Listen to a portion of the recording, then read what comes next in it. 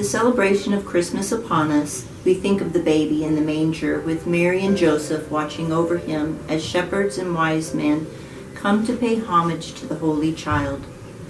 Little did anyone know that this child, who was welcomed by heavenly hosts, singing to shepherds on the hillside, and by the kings that followed the star, was to be the Savior of the world.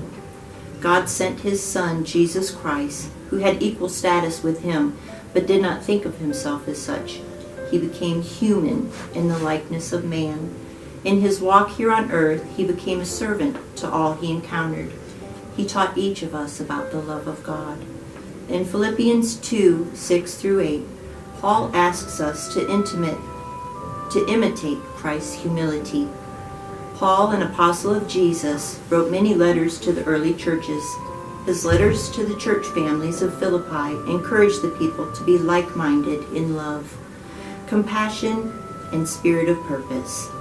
We, as well as the Philippians, are to serve others with humility, putting our interests aside upon us, that our attitude should be the same as his, who took upon himself the form of a servant. He was the Lord of glory, but he stepped down to become a servant. He served others with humility, putting their interests first and considering others before himself. He impresses upon us that our attitude should be the same as Jesus, who took upon himself the form of a servant. In our world today, some people want everything handed to them, not caring how they get it. Even taking from others is a thing that does not belong to them. Is this what our Savior taught us? Jesus said, "It is better to give than receive."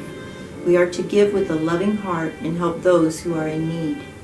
In my long walk through life, I have tried to live the life that Jesus wants me to live. As we all try to be a servant to others, at times we fall short, not reaching a hand out to another in need.